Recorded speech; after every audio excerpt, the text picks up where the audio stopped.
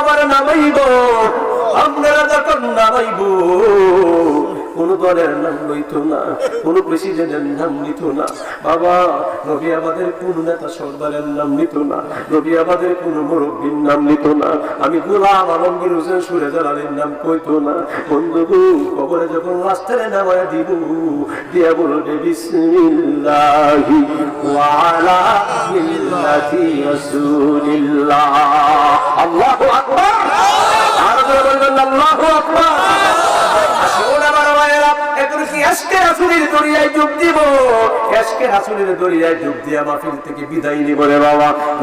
চেষ্টা করবেন। এখন আমরা একটু চোখ ভিজায় কান্নাকাটি করবো। বন্ধু দিনটাকে নরম করে দাও মাগো, পর্দার অন্তরালে বসে থাকলে অন্তরটা নরম করে দাও বাবা।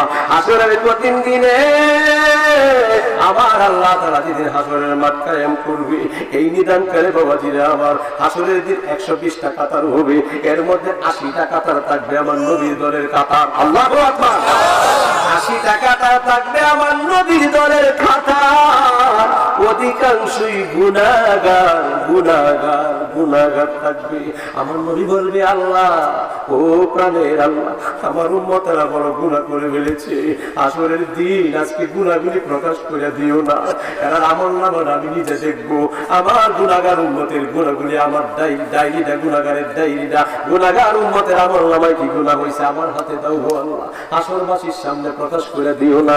আমার আল্লাহ নবীর হাতে বাবাজিরা প্রত্যেকটা উম্মতের আমলনামা নবীর হাতে আল্লাহ দিব। আমার নবী নিজের চক্ষু মোবারক দিয়া হাত মোবারকের মধ্যে নিয়ে নিয়ে প্রত্যেকটা উম্মতের আমলনামা দেখবে। চিৎকার করে কোন আল্লাহু আকবার। নবী আমার কইব রে আসরের দিন কোটি কোটি মানুষ থাকবে রে, তারা বুঝি আমার উম্মতের গুনাহ দেখবে, আমি তো লজ্জা পাওয়া যাইব, আমার উম্মতেরা শরম পাইব রে, আমার উম্মতেরা লজ্জা পাওয়া যাইব।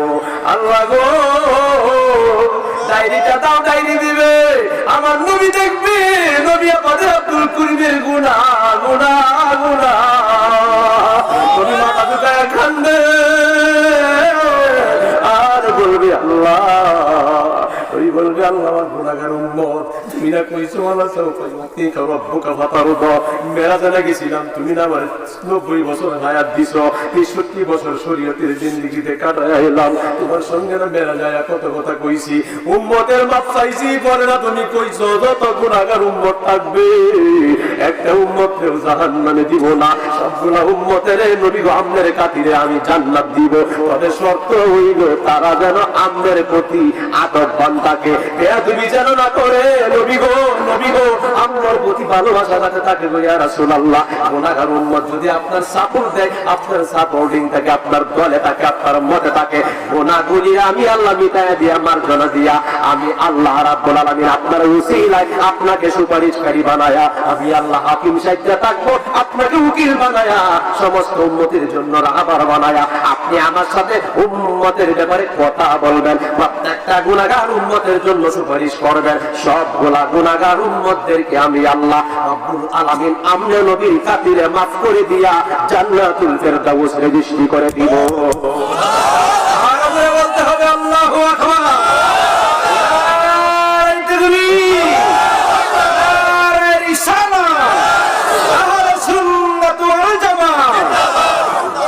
ভালোবাসার জায়গা মদিনা, ভালো লাগার জায়গা মদিনা, কন্যা ভালোবাসার জায়গা মদিনা, ভালো লাগার জায়গা মদিনা, এত সুন্দর জায়গা কোথাও দেখি না, এত সুন্দর জায়গা কোথাও দেখি না, সাজিয়েছেন বানিয়েছেন দয়াল রাব্বানা, ভালোবাসার জায়গা মদিনা, বাবা ভালো লাগার জায়গা মদিনা, ভালোবাসার জায়গা মদিনা। এই তো নবী আমাদের আপনার অন্তর নবীর প্রেম ধারণ করছে, নবী আমাদের যুবক কি করি যায় নবীর প্রেম ঢুকে গেছে, নবী আমাদের মা বোনেরা মনে হয় নিরিবিলিতে ময়া কাঁদছে, নবীর প্রেম প্রেম ঢুকছে রে বাবাজিরা আমার। ও বন্ধু, আজকের এই মাহফিল সাক্ষী, যতক্ষণ মাহফিলে বসে থাকবেন ততক্ষণ সময় আমার আল্লাহ তাআলা মাথা বরাবর সোজা রহমত নাযিল করতে থাকবে। 20 মিনিট বসেন, আধা ঘন্টা বসেন, 1 ঘন্টা বসেন, যতক্ষণ বইবেন গো বাবা, আপনার জীবনের আমলনামা থেকে এই 1টা ঘন্টার হিসাব আমার আল্লাহ নিত না। না নিয়ে কইব যা যা যা 70 বছর গুনাহ করছে, 1টা ঘন্টা আমার রাস্তায় দেওয়ার কারণে, নবীর মহব্বতে দেওয়ার কারণে গুনার ভয়ে কাঁদছিল, দুঃখের ভয়ে কাঁদছিল, এইটা সময়ের বিনিময়ে আমার আল্লাহর বড় মায়া লাগছে।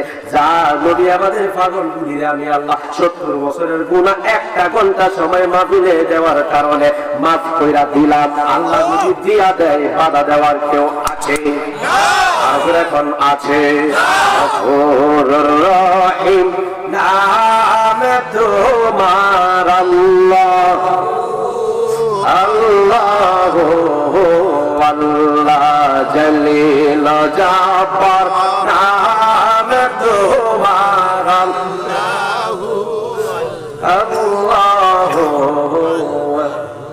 ও বন্ধু, আমার নবী নিজের চক্ষু মুবারক দিয়া উম্মতের আমলনামা দেখবো, এই জন্য এমন কথা বলবেন যাতে নবী খুশি হয়। বাবাজিরা আমার, নামাজ রোজা তাসবিহ তাহলিল ছাইরা দিবেন, আল্লাহ মাফ করে দিবার পারে, কিন্তু নবীর সাথে যদি বেয়াদবি করেন বাবাজিরা মাফ করার কেউ নাই। এইজন্য রাসূলের সাথে জানে বেয়াদবি না হয় বাবাজিরা আমার, জবানের দ্বারা, দুরুদের দ্বারা, কথার দ্বারা, যে কোনো বাচনভঙ্গির দ্বারা নবীর সম্মান যেন উপরে থাকে, আদব নিয়ে কথা বলবেন। কথা কোন ঠিক কি না?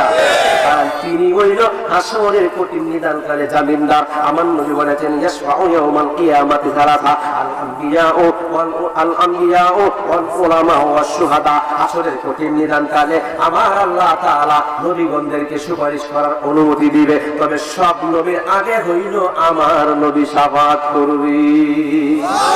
আর কি বলেন না সুবহানাল্লাহ? কিছু বাইরে ওয়াজ করে আসরের দিন কেউ শাফাআত করতে পারবে না, কেউ বাঁচাতে পারবে না। ভুয়া কথা, মিথ্যা কথা বাবাজিরা আমার, নবী সুপারিশ করবে, নবী ওকালতি করবে। কথা কোন ঠিক কি না? নবী সুপারিশ করবে, এটা আমার বিশ্বাস, এটা আমার ধারণা। বাবাজি আমার, কেউ পাল্টাইতে পারবে না। নবী গুনাহগারের জন্য জামিনদার হইব। বন্ধু, হাসরের কঠিন নিদানকালে উলামায়ে কেরামের কথা আসছে, যে উলামায়ে কেরাম নবীর পক্ষে, নবীর পক্ষে, নবীর বিপক্ষে না। যারা নবীর শান কয়, নবীর মান কয়, নবীর আজমতের কথা কয়, সিফতের কথা কয়, নবীর গুণ নিয়ে আলোচনা করে, যারা সদা সর্বদাই নবীর প্রশংসা করে বাবাজিরা, মানুষদেরকে যারা নবীর প্রতি থাকে, নবীর প্রেম ঢোকায়া দেয়। আর মাদ্রাসায় কইরা বাবাজিরা আমার নবীওয়ালা হইব, মসজিদ বাবাজিরা আল্লাহর ঘর, এখানে যায় আল্লাহ আল্লাহ করবে, মাদ্রাসায় কইরা লোকটা আলেম হয়ে নবী নবী করবে। আলেমরা যদি নবী নবী না করে, মূর্খ লোকেরা কেমনে করবে? এই জন্য বাবাজিরা আমার, এই জন্য হক্কানি রব্বানি উলামায়ে কেরাম যারা থাকবে, তারা আসরের দিন সুপারিশ করবে। 3 নাম্বার ব্যক্তি হলো যারা দ্বীনের জন্য শহীদ হয়েছে, নবীর জন্য জীবন দিয়েছে, কোরআনের জন্য জীবন দিয়েছে, ইসলামের জন্য জীবন দিয়েছে, তাদেরকে শহীদ বলা হয়েছে। এই শহীদগণ হাসরের দিন সুপারিশ করবে। আরো জোরে বলবেন আল্লাহু আকবার।